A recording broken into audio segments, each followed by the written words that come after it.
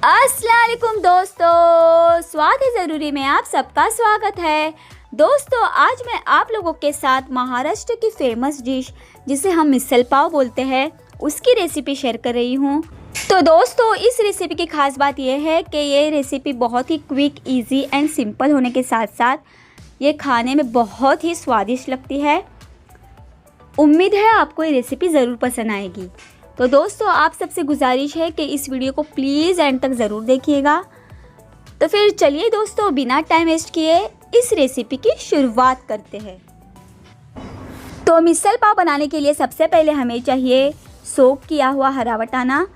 आप हरे वटाने की जगह पर मूंग, मटकी, सफ़ेद वटाना या फिर ब्लैक चना भी यूज़ कर सकते हैं।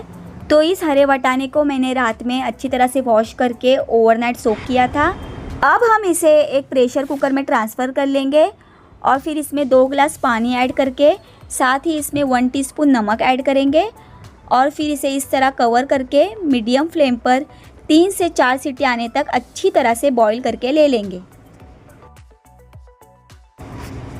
जब तक हरे वाटाने बॉईल हो रहे हैं तब तक हम साइड बाय साइड मिसल बनाने के लिए एक स्पेशल मसाला रेडी करेंगे जिसे हम वाटन बोलते हैं। तो दोस्तों इस वाटन को बनाने के लिए सबसे पहले हम एक पैन में ऐड करेंगे रफली स्लाइस किया हुआ 1/4 पार्ट ऑफ ड्राई कोकोनट।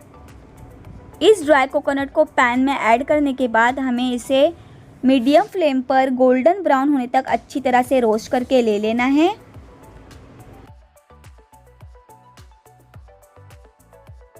आप देख सकते हैं कि ये ड्राई कोकोनट अच्छी तरह से रोस्ट हो गया है। अब हम इसे एक ब्लेंडिंग जार में ट्रांसफ़र कर लेंगे और फिर इसी पैन में हम 2 टेबलस्पून कुकिंग ऑयल डाल देंगे। जैसे ही तेल अच्छी तरह से गर्म हो जाएगा तब हम इसमें ऐड करेंगे 1 मीडियम साइज्ड रफली चॉप्ड प्याज और फिर इस प्याज को हम 1 से 1.25 मिनट के लिए मीडियम फ्लेम पर अच्छे से सौते कर लेंगे। जब प्याज का इस तरह से टेक्सचर आ जाएगा तब हम इसमें ऐड करेंगे 5 से 6 लहसुन की कलियाँ, 2 इंच अदरक का टुकड़ा और 4 हरी मिर्च और फिर इन सारी चीज़ों को हम इसी प्याज के साथ 1 से 1.25 मिनट के लिए मीडियम फ्लेम पर अच्छे से सौते कर लेंगे। 1 से 1.25 मिनट होने के बाद अब हम इस स्टेज पर इसमें ऐड करेंगे 1 मीडियम साइज रफली चॉप्ड टोमेटो और फिर इसे मीडियम फ्लेम पर 1 से 1.5 मिनट के लिए अच्छे से सौते कर लेंगे। जब तक टोमेटो थोड़ा नरम नहीं हो जाता हम इसे अच्छी तरह से सौते कर लेंगे। सारी चीज़ें अच्छी तरह से सौते हो गई है। अब हम गैस के फ्लेम को ऑफ कर देंगे और इन सारी चीज़ों को उसी ब्लेंडिंग जार में ऐड करेंगे और इसे थोड़ा रूम टेम्परेचर पर ठंडा होने के लिए छोड़ देंगे। जब ये सारी चीज़ें रूम टेम्परेचर पर अच्छी तरह से ठंडी हो जाएगी तब हम इन सारी चीज़ों को अच्छी तरह से ग्राइंड करके ले लेंगे। तो दोस्तों इस तरह से आप देख सकते हैं कि मिसल पाव की मिसल बनाने के लिए स्पेशल मसाला बिल्कुल ही परफेक्ट टेक्सचर और परफेक्ट कलर के साथ रेडी हो गया है। अब हम चलते हैं नेक्स्ट प्रोसेस में जिसमें हम फाइनली मिसल बनाएंगे। तो दोस्तों मिसल बनाने के लिए सबसे पहले हमें कढ़ाई में 3 टेबलस्पून कुकिंग ऑयल को अच्छी तरह से गर्म करके ले लेंगे। जैसे ही तेल अच्छे से गर्म हो जाएगा हम इसमें ऐड करेंगे 9 से 10 कड़ी पत्ता यानी करी लीव्स। इस दौरान हमें फ्लेम को मीडियम मोड पर रखना है। जैसे ही ये सारे करी लीव्स थोड़े क्रैकल होने लगेंगे तब हम इसमें ऐड करेंगे ये प्रिपेयर किया हुआ स्पेशल मसाला यानी वाटन। ज़रूरत के हिसाब से हम इसमें इस तरह से पानी ऐड कर लेंगे और फिर इस वाटन को मीडियम फ्लेम पर अच्छी तरह से भून कर ले लेंगे जब तक इस वाटन में से पूरी तरह से रॉ स्मेल नहीं चली जाती।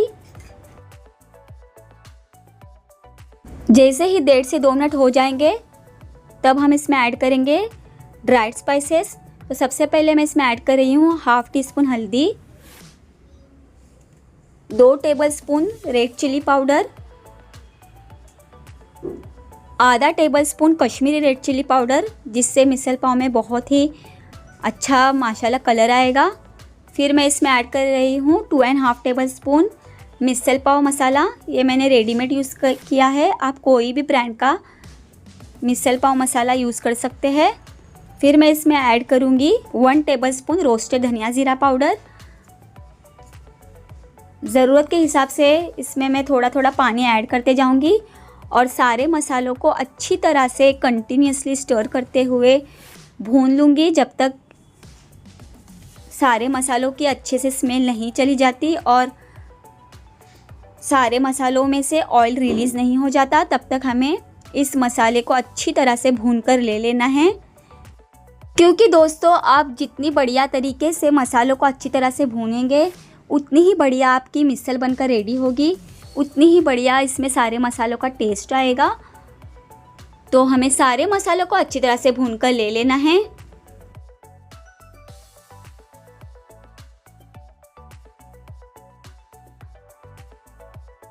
तीन से 4 मिनट हो गए हैं और अब आप देख सकते हैं कि मसाला अच्छी तरह से भून गया है, इसमें से ऑयल रिलीज़ होने लगा है। अब हम इस स्टेज पर इसमें ऐड करेंगे ये बॉईल किए हुए हरे वाटाने और इन्हें इस तरह चारों तरफ से अच्छी तरह से मिक्स कर लेंगे। स्प्राउट्स को मसालों में अच्छी तरह से मिक्स करने के बाद अब टाइम आता है मिसल की कंसिस्टेंसी को परफेक्ट करने का। तो दोस्तों आपको जितनी कंसिस्टेंसी चाहिए उस हिसाब से आप इसमें पानी कम या ज़्यादा कर सकते हैं। तो दोस्तों मैं अपने हिसाब से मुझे जितनी कंसिस्टेंसी चाहिए उस हिसाब से मैं इसमें ऐड कर रही हूँ 2 गिलास पानी। इसी दौरान मैं इसमें ऐड कर रही हूँ टेस्ट के हिसाब से 2.5 टीस्पून नमक।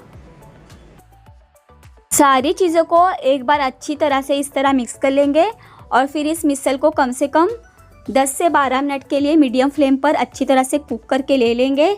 जब तक इस मिसल में अच्छी तरह से बॉईल नहीं आ जाता तब तक हमें इस मिसल को अच्छी तरह से कुक करके लेना है।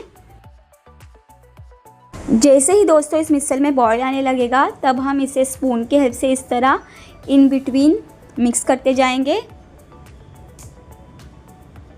हमें कम से कम 10 से 12 मिनट के लिए इसे अच्छी तरह से बॉईल करके लेना है, क्योंकि जितना बढ़िया ये अच्छे से बॉईल होगा उतना ही बेहतरीन इस मिसल का टेस्ट आएगा।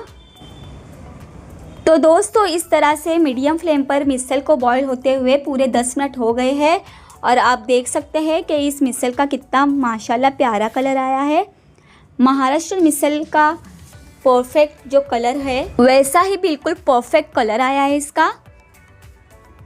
अब इस स्टेज पर मैं इसमें ऐड कर रही हूँ फाइनली चॉप किया हुआ ताज़ा धनिया।